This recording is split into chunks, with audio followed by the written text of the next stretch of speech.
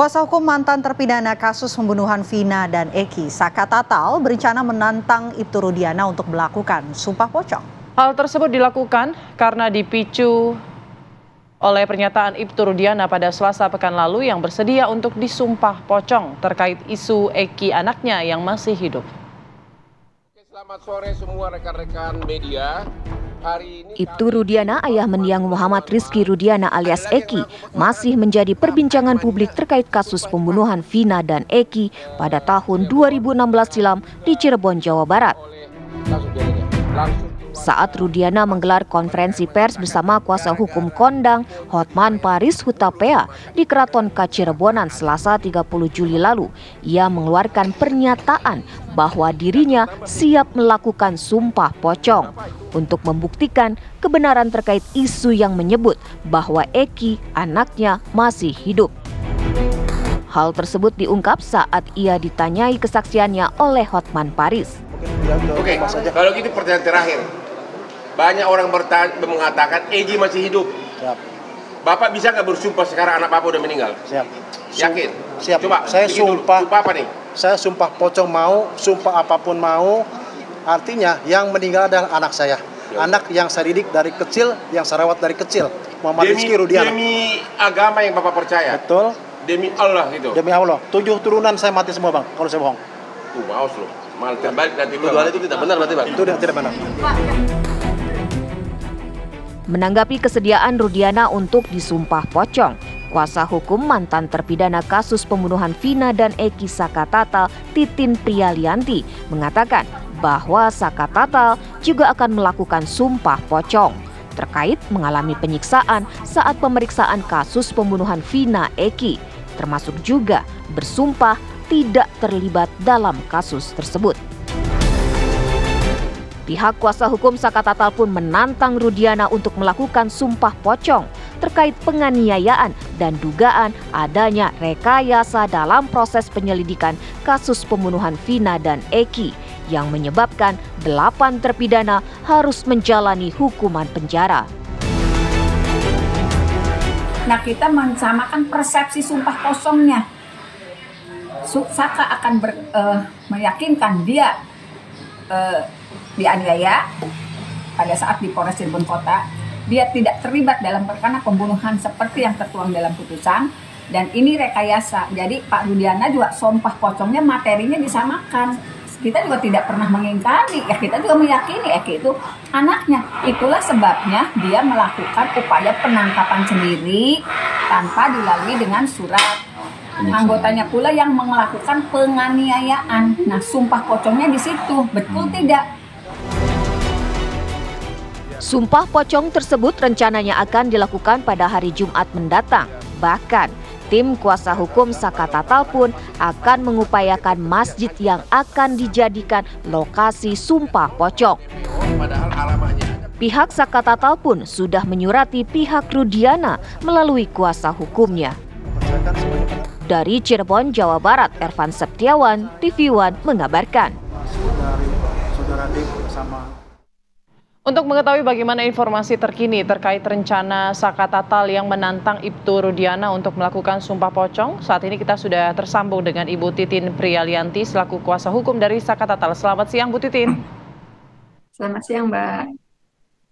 Baik, Bu Titin, seperti apa rencana dari aksi sumpah pocong ini? Kapan rencananya digelar dan di mana lokasinya, Ibu?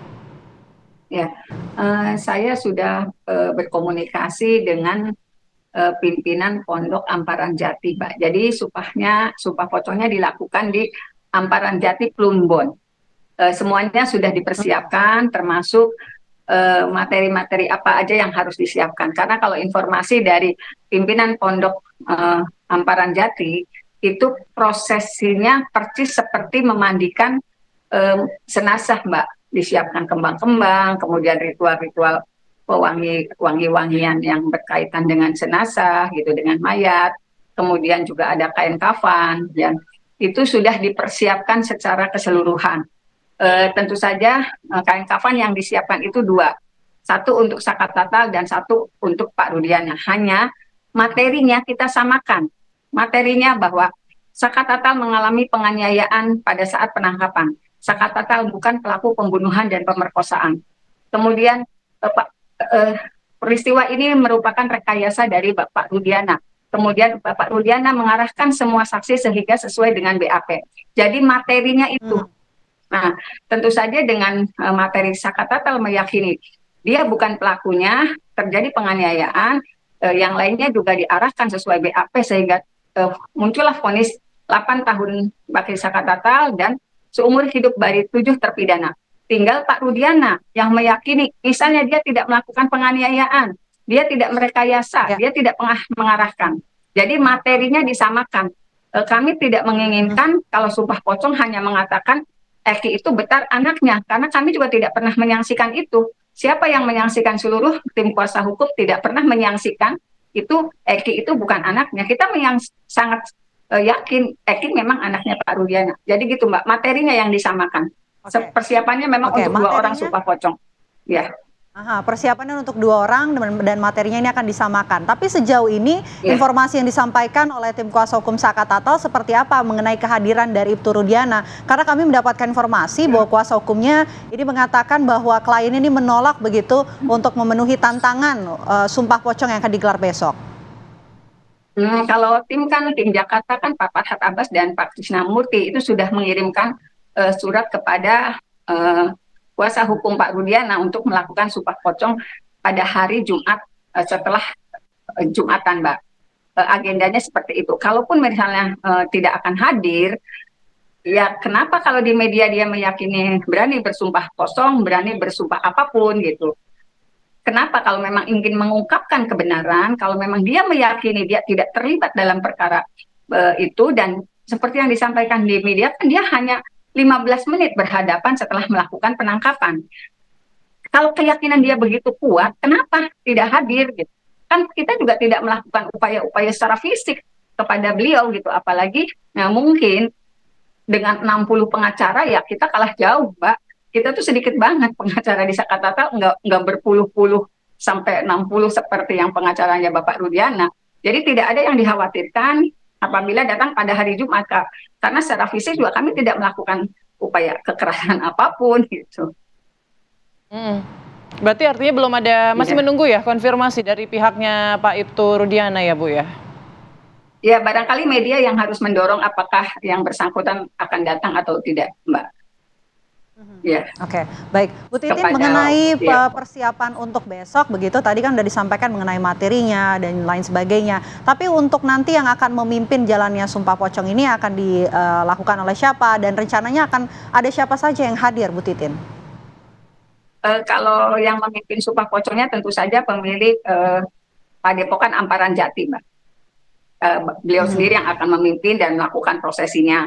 Tetapi saya belum mendapat informasi yang luar biasa karena sebetulnya saya sudah mendengar kabar dari tim Jakarta ada beberapa tokoh yang juga akan hadir. Cuman saya nggak berani sebutkan namanya, Mbak, karena tokoh-tokoh itu luar biasa meyakini bahwa peristiwa ini bukanlah pembunuhan dan pemerkosaan, ini hanya kecelakaan. Barangkali bisa ditebak siapa-siapa tokoh yang bakal hadir besok karena saya belum dapat konfirmasi betul tidak, karena kemarin tuh ada komunikasi bisa nggak dimundur sementara kan kita sudah melakukan persiapan yang luar biasa, jadi waktunya nggak akan mundur besok pagi, besok setelah sholat Jumat. Tetapi tokoh-tokoh yang bersangkutan itu memang sangat menginginkan datang dan menyaksikan prosesi itu, gitu Mbak. Baik. Bu Titin, ada satu materi mungkin yang mau saya tanyakan, ini masuk nggak dalam materi Ibu maksudnya? Waktu di konferensinya itu kan Ibtu Rudiana kan mengatakan berani bersumpah pocong karena memang anaknya lah yang meninggal pada saat itu. Banyak sekali tuduhan yang mengatakan Eki ini masih hidup, Eki masih hidup. Apakah itu juga akan jadi materi pada sumpah pocong besok? Tidak akan menjadi materi, Mbak, karena kalau dari hasil visum, hasil otopsi kan itu diyakini namanya Eki. Dan di ini kematian juga namanya Eki. Kita sih tidak akan menyentuh soal itu karena kami juga sangat meyakini itu memang Eki gitu. Kenapa kalau Pak Rudiana kan mengatakan itu bukan Eki, bukan secara fakta hukum, bukan karena dia terpengaruh omongan netizen aja. Gitu. Oke, baik. Kalau kita kan meyakini itu Eki sesuai dengan hasil visum, ya. Oke, baik. Terima kasih Bu Titin. Kami tunggu update terbaru mengenai jalannya sumpah pocong yang akan digelar besok. Terima kasih. Selamat siang. Assalamualaikum warahmatullahi wabarakatuh.